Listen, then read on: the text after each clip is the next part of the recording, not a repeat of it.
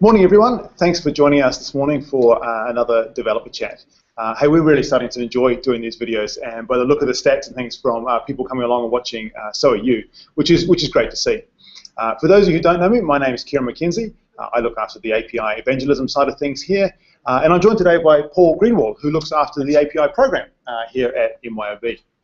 And between us today, we're going to unpack a little bit more of the technical side of things. I know we've started to split these developer chats around technology and around marketing/promotion. We're going to cross the boundaries a little bit today, but we'll get to that in a minute. So the first thing really is that we've actually just done a release this week, and I wanted Paul to sort of unpack some of that for us and take us through it. Before we do get on to that, I do need to remind people that these videos are recorded, so you can watch them later on. And any things we talk about during the video, we've tried to make sure that if you're on the developer site, the links down below the video are there for you. There's a few buttons and bits and pieces, and you can get all the information we are talking about this morning. Great. I think that's most. Oh, the other thing is we're actually going to give this a crack at taking some questions from the floor, well, from the world. So for those of you who are on Twitter and following us on Twitter, if you've got any questions during the video, send a tweet to @MYOBAPI, and we will endeavour to leave 5 minutes at the end to have a look through the questions, depending on our packed agenda, which is pretty full on. You also didn't mention that where we're sitting and why there's little game icons behind us. Well, you can explain. So we're currently sitting in our games room in the office, so we thought we'd mix it up and at least give something a bit more interesting in the background. Absolutely, yeah. We're always something to take focus off our head. Yeah, you don't want to see that. That's terrible. Cool. Alrighty. So let's get into it. Great. So I guess the biggest thing is that we've had a 2014 point something release. What was it? So 2014.3, I think it was. I believe so. But I got that wrong during the week. But I guess what you're actually asking is what did we put in that release. So for the API, we actually released a number of new endpoints. So we've released the sales order endpoint, and what that allows you to do is to create sales orders.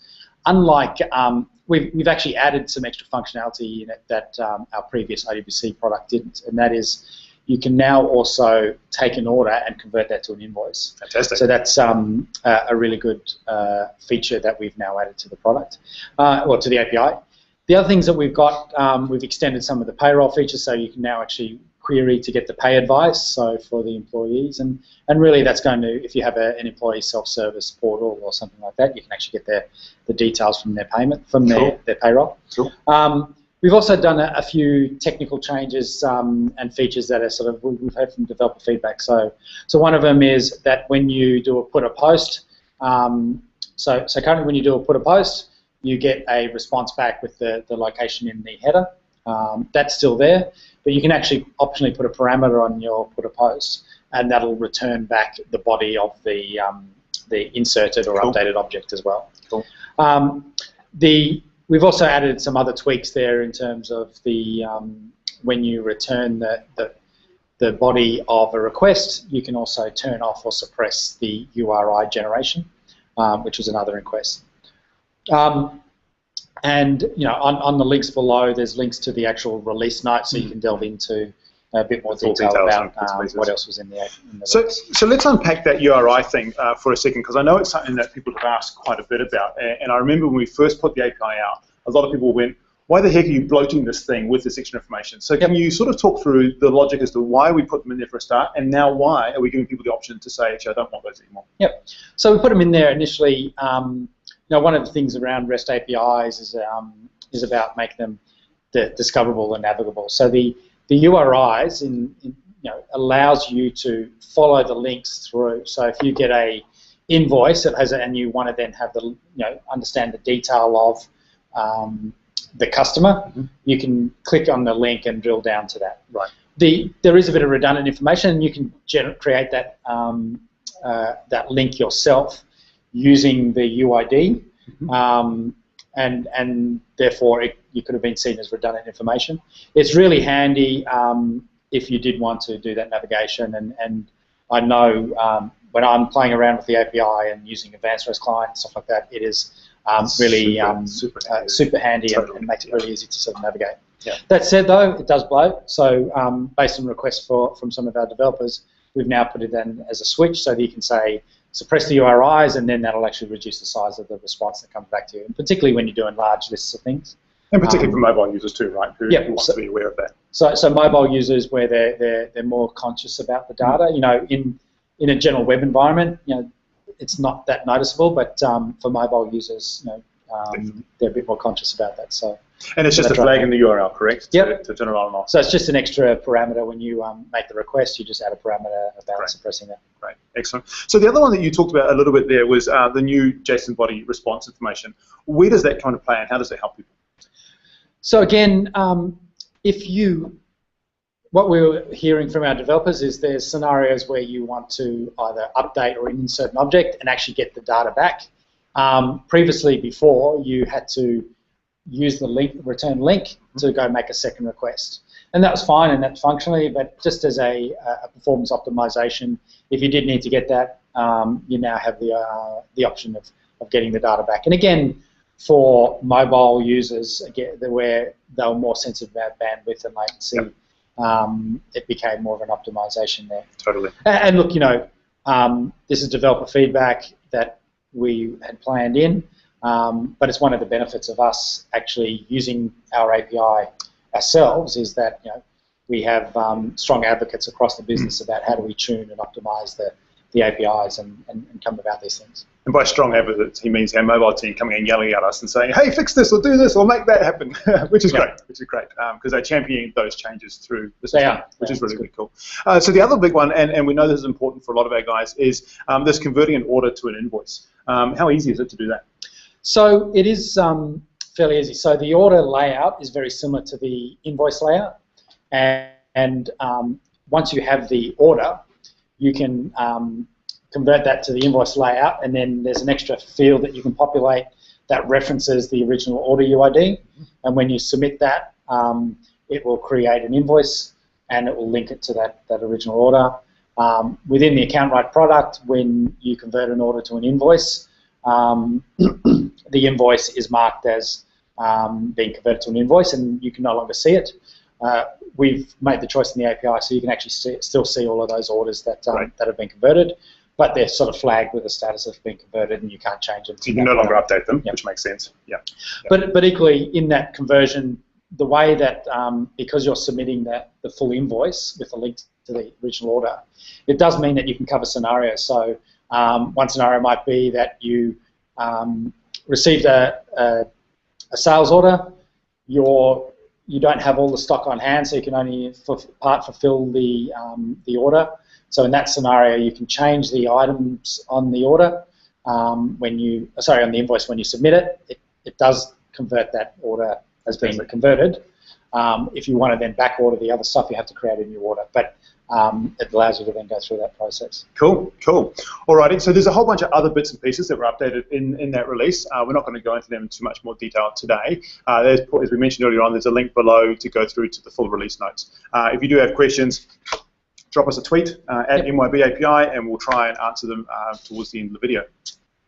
The other one we get asked a lot about is Essentials, and of course now we're at a point where we're starting to open up that. So can you give us a little bit of an update on the Essentials API and how people out there can get involved in using it? Yep. So I'm happy to say that we've actually got a couple of developer partners that are already using the Essentials API. It's a ServiceMate and Smart Jobs, and I believe they also have customers yes, they do. Yep. On board as well. So that's great to see. Essentially, with the Essentials API, we have access to some of the core general ledger things, so your chart of accounts, your balances on your chart of accounts, getting access to your historical transactions, entering general journals, so there's some core functionality there. Access to your customers and supplier lists, your tax codes as well. Yep. We can now also create invoices, so you can submit those invoices, and very shortly you'll be able to then mark those as receiving customer payments against them. Excellent, excellent. So that's coming very soon. So that opens up quite a lot of functionality. I mean, obviously it's not the breadth of the product as yet, but that'll open up a whole lot of opportunities. And as we see, is that it's around that sort of around customer management, managing your items lists and submitting invoices. That is probably the high use scenarios around that product. So they'll cover off a lot of those scenarios. So our POS products, for example, should be able to integrate, any products that do invoicing, job management, those sort of things. Quoting, those sort of ones. Yeah, fantastic. So look, we're looking forward to getting more people involved in that one. So if you haven't reached out to us already, drop us a note. Again, there's a contact link below. We are still just filtering through that and sort of just bring people on a little bit slowly while we work through our onboarding process and things like that. There's still a little bit of behind the scenes sort of plumbing work that happens there. But we've now got about between 10 and 12 other developers cutting code against that API, which is exciting. And we're looking forward to bringing more of those on board. And hopefully get a couple more before our Partner Connect in August, which will be really exciting. Excellent, looking forward to that. Cool. So Kieran, you've also been working on a number of things, and I think you got something to show us today, haven't you? Yeah, I have. So one of the things that we've been exploring a lot is how do people discover your add-ons, and how do we represent them to the market? Yep. And so we've spent a lot of time actually talking to our partners and some of your customers and giving them a call and saying, hey, you've just selected this add-on. What were the influential pieces of information that helped you make that decision? What was it you looked for? Was it price? Was it the way it was categorized? Was it feature set? Yep. And this sort of stuff. And as part of that, we've actually learned quite a bit. We learned that we tend to put things in a box that often customers don't put them in a box for. Salesforce is a classic example, and that one sort of slapped me straight between the eyes, where the customer said, oh, they were looking for Salesforce, and I turned around and said, oh, great, so you went for CRM, and she went, what is CRM?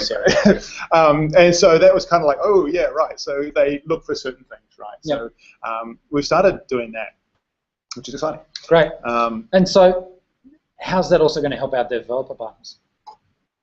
So what you'll have seen lately is we've started asking our development partners for some more information. Dharmesh sent an email out during the week. And again, there's a link below to a form to ask you once again to refresh your data, update it, but there's also more information in there. Things like, what's your elevator pitch? How do you sum up your business? You know, and often you've got a really deep product, but how do you sum it up in one sentence? The other things that came out was people really want to know what data is shared between the platforms. And so we're actually asking you a bit more information. We obviously know a fair bit of it as well, but we're also asking you to ratify what is the information and what direction does it go in. So some of that sort of stuff. We want updated pricing. They want to know more information about pricing. They want to know where it integrates to and those sort of things. So that's how it's going to help you immediately from that point of view. I'm going to show you how that's going to impact some changes to some stuff we're doing now. But also for things like Partner Connect, when we do our add-on showcases, when we represent you, we want those elevator pitches. We want to be able to represent you accurately and correctly in those variety of places where we use that. Yeah, so look, I know that's important. You know, we have a reasonably large sales team, and to try and get them across the wealth of solutions that we've got and try and do the best for our dev partners, it's, you know, having those elevator pitches is really good to be able to, you know, get them on board. You know, yeah. You know, you and I can spend a lot of time talking to our dev partners and understanding the solution, but the sales guys, you know, if we can't tell them in like a minute or two, then exactly, we've lost them. So exactly, it's really good there to help. Yeah, and even us, we're not the experts in your market. You know, we've got our backgrounds. I mean, I come from a building background or other things, and so I can pretend to know a bit about trades and construction, but I'm not a tradie. You know, I'm not in there like you are every day. So we really rely on you to help us understand what are the pain points for business you're solving and what is your solution doing. Yeah, it's good stuff. But anyway, so on that note, we've actually been changing quite a bit of stuff, and one of those things is the add-on center. And I think I should probably actually see if I can demo a little bit of that. That'd be great today. So let me just do a little bit of magic down here with some buttons and see if I can find it in Google Hangouts here. So if I go start screen share, what you should see on your screens now is a revamped landing page, I guess, for the add-on center. This isn't live yet. For those of you who are spotting, will notice this is running on my local host. But the first thing we've done is started to try and create a page where people can come in, where we can drive people to key areas and key focuses. And this is a page we can customize and update as and when we need to. So for now, I've picked some bits and pieces. You'll notice a bit of a banner at the top here where we can start to promote some stuff. Reading that. Yeah, well, we can promote some of our videos we're doing and drive in. Well, we've got Partner Connect, and we always want to know who's coming to Partner Connect. We've never really had the tools to be able to do that, so we might dig into that one later on. But this page primarily allows us to start to create these sort of banded areas. So here we've got trades and construction. Next one is hospitality. And it's not to show everybody everything. It's to say, hey, these are some of the sorts of things you can do in this space. And we might customize these. These aren't necessarily categories, and they're not necessarily verticals. They could be themes. So here, end of financial year, here's some great add-ons that would really help you wrap up towards the end of the year. Right. Potentially, you know, how do you move to a paperless office? So here's a few that would help you move towards that sort of thing. And so you mentioned before you've been talking to clients. Is that what's been informing those categories? Yeah, absolutely has been. A lot of them are saying, I'm a business that's in the trade space. Who else is using these sort of tools? Or I'm trying to help my customers move to a paperless office. What things are available there? That comes from our customers. It also comes from our sales team. They want to create this idea when they're talking to partners about here's almost a soft bundle concept around here's some things that really work in this area. Right. So for hospitality, you might actually have Tanda doing the rostering, cooking the books, managing the kitchen sort of thing. So things that work in harmony together. So that's that sort of page. The other one is we can just go straight into browse all add-ons. And one of the feedbacks we had from users of our last site is it's ridiculously difficult to search and to find things. And people aren't sure quite where things are. Yep. And so I want to take the opportunity to use a bit of modern web stuff and partly represent to the community the same sort of ethos that we expect from our developers. So what we put on here is a nice little quick search. So if I look for e-commerce type ones, you'll notice the page is instantly updating. Again, it's not necessarily rocket science, but it's kind of cool for us in the sense that we're giving users instant feedback on the add-ons that are available and allowing them to quickly see what's there. So again, we could look for invoice type apps, and again, it's just cutting down the numbers that are available in that sort of space. So that's not just searching on name of the product, it's obviously trying to find some categories, or how's it totally finding? So what we've got on here is we've got for that particular filter part, it's using the name and your summary. Okay, great. Which will actually swap out for that elevator pitch once we get enough of them, because that will have really those key elements of your business that we want to promote. So for the moment, we're using the summary because it's what we've got, but we'd love to swap that out for the elevator pitch. Great. What's hidden on this page is actually the full document for each one as well. So if I was actually to do a search here, you'd notice that we actually have a different data set that comes back because it's actually searching more than those things. It's also searching the description and other things. So it is functioning as a filter and a search system. Of course, we still have the filter by category and filter by industry, and of course filter by product as well. So you can see those things happening, and it's nice and fast and responsive, so people know to dig into things. Right. So let's take a quick look into one that we sort of pre-canned and have been playing around with. So I'm going to pick on Tanda here today. The other thing that we had on our old site was it was really hard to know, how do I engage? How do I ring them? How do I get through to them? That sort of thing. And so we've built this much more focused around that. So you'll notice right on the top side here's a big green button saying get the add-on. We're going to A/B and optimize, test that sort of stuff and see is it get add-on, use add-on, click through to add-on, visit add-on, those sort of things. We've got the developer details. This piece of information, developers, pay attention, please. We do need you to update that document because we really want some short, snappy type price information here for customers to do it. We're putting out what we've got in the system, which might be a comment or it might be a price. In this case, Tanda have given us a bit of a comment. Kind of works, but it's not snappy enough. Quick access to phone numbers, quick access to your website, to your Twitter and such like on the side here. Still the full imagery and text coming through, and then on the side the products you integrate with, and this new panel here that starts to show the data that is shared back and forth between the two products. And I'll click into a couple others and show you some more in there as well if we've got time. Coming down the bottom here, we have also introduced this new bar on the bottom, which is this whole thing you've got to the bottom, and again we're calling out that call to action. Give them a phone call, get started today. So really trying to drive people to their add-on websites for that. Cool. I'd love to see tracking on this and see that. Yeah, it's going to be great to see. I'm really looking forward to getting it live. The other part we're introducing for the first time, and again, this is the whole ethos of using APIs and using other services. We've introduced Discuss onto here as well, and we're just going to explore this for a little while to get users to give feedback on add-ons, and we would encourage all developers, if you don't already have a Discuss user account, it's super easy. You can just click on it and log in with your Twitter or Facebook or create an account. But customers will be able to come in and start commenting on your add-ons and leaving ratings and reviews, no ratings of course. But we think that's a really great way for us to actually start building a bit more depth into is this a great add-on I should be using, and customer feedback and that sort of thing. We've introduced a related add-ons panel on the bottom. So again, we're just driving more traffic across the site. It's that sort of Amazon sort of concept of, hey, customers also liked.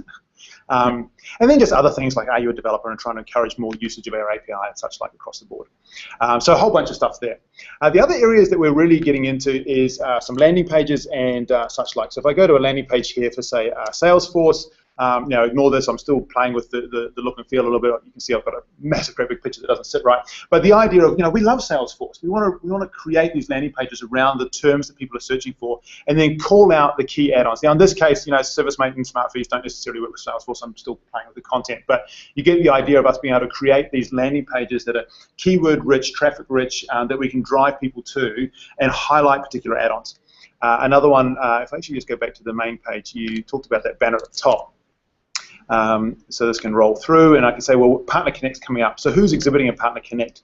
And so here we can have a page dedicated to that and actually pull out the partners that people will actually see at Partner Connect. So again, creating content and pages for people to actually really dig deeper into the add-ons. There's a whole bunch more in here. I could go through it and explore more. But the concept is we're trying to take the learnings from the market, the learnings from how people are looking at products, and then applying that through to the information on the page. There's one other key piece of that, and so we really need our developers to be giving us more information about their add-ons. One other piece that was specifically asked for from people was this piece down here, third-party integration versus direct integration. Customers really wanted to know when there was a third party involved, and so again, we're starting to highlight some of that information. So don't be surprised by us calling out some of those differences and things around there as well. Right. Cool. Looking really good. Can't wait to see it go live. It'll be exciting to go live, and at this point in time, the intention is to go live, well, fingers crossed, maybe over the weekend. Fantastic. We'll explore that. There is You're going to show us one other thing. One other thing. Well, wait, there's more. Yeah, exactly. Yeah. Let me just see if I can do a little bit of other magic and stuff here. So if I go to that button and I pull up this fellow and go start screen share.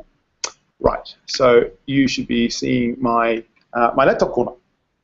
So one of the other things when we were going through this process was that we discovered a lot of these conversations with people happen over coffee, kind of like this.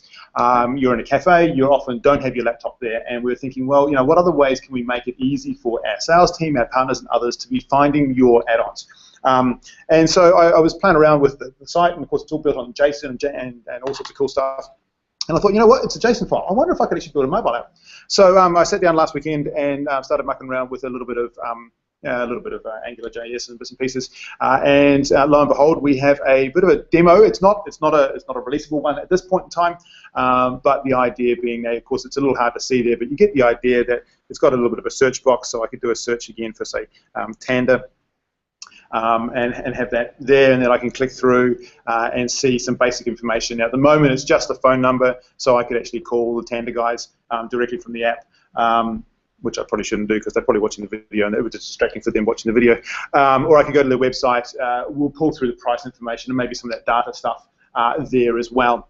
But the idea is, can we make it really, really quick and easy for people to discover the add-ons wherever they are and however they're doing it. So this will work in iOS and Android, iPad and such like as well. So again, trying to create something. The intention with this one is potentially to have it ready to launch for Partner Connect in August. And a few other things to do before then, but that's something kind of funky and cool and just a little bit different to do. So that's the other little sort of piece there. That's looking good, and it's good to see the API developer team sort of creating APIs for the add-on and the mobile site. So that's really good to see. It's been a bit of fun to do, and also it's great fun to actually use other ones. So we're using Discuss on there for that sort of stuff. We're using our Typeform, great form system for getting feedback from users of the site, and then just using other things like AngularJS and whatnot for building mobile stuff and having some fun with that. So we're living and breathing what we're talking about. Fantastic. Which is cool. So we've been communicating to our devs recently, and there's one other thing that you wanted to talk about today. Yep, there is. So we sent out this week, just in the last couple of days, just trying a few different places. We're trying LinkedIn because there is an NYB add-on LinkedIn group, and we tried the Twitter channel. We will email it later as well. A bit of a link to try and understand about how you're recommending our products. So we've got John Illman in the team, or in the wider team, who is looking for ways to engage with developers to help sell our products and to recommend our products and such like, and working through that sort of channel. We really want to know who has already recommended our products, If you have, which ones? If you haven't, which ones would you be interested in recommending? And things like that. So there's a little 4-question survey, again, down below. I think it's a green button, or whatever. There's a button down below that you can click, and it'll pop up a little type form. It's going to take you 2 minutes to fill it in. But please do fill that in. We'll send it out a few other ways as well. But John really wants to know that information. And if you are interested in that program, reselling or referring the products, or even just knowing more about being involved in that sort of activity, do put your email address in that form as well, and John will get in touch with you. Yeah, because look, we've heard anecdotally that a number of our developer partners are, recommending customers to sort of just go down to Harvey Norman or Officeworks and pick up the product or go online, and if they're doing that already, then there's an opportunity for getting a kickback or a commission on that, that sale as well. So it's worth answering the survey and then just seeing is there anything in it for you. Yep, indeed. So I was just looking at Twitter to see if anyone was asking us some questions, and look, we've had some retweets, so that's fantastic. But nobody loves us. Either that or we're doing such a good job. Nobody wants to ask given us all the questions. information that they need. So look, we're going to try and make these a little more interactive over time as we can, and Twitter will be one of those channels that we use for that. So do keep that in mind. We do have a couple hundred or 400 or so followers on Twitter now, and it's growing, which is great. So these chats are also for you to learn more about what we're doing. So I think, in a nutshell, it feels like we've gone through an awful lot this morning, but I think in a nutshell, that's most of it. I'm looking at the script and going, we didn't seem to miss too much. Did we? Not like always. No, not like normally where I go way off the track. So look, the biggest things are, the release went out this week. Fantastic. It went pretty smoothly, really. The release notes are all there. The link is below for you. Couple of things to do. Make sure you do update your data and do it reasonably quickly, because we are looking to refresh that add-on site. Fingers crossed it will go live over the weekend. If it doesn't, it will be next week. The survey from John, really important. Also, for those of you who are exhibiting at Partner Connect, Dharmesh has been, who's sitting over there in the corner, by the way, that's why I pointed that way, is communicating to you and bits and pieces. If you've got questions, don't hesitate to sing out. We want to make sure that you've got the information you need. We're really looking forward to Partner Connect in August. And I think that's the most of this one for today. So have a good weekend. Sing us any questions if you've got them. Sing us. You could sing us, but you could sing out to us if you've got any questions. And we will chat to you next time. Cheers.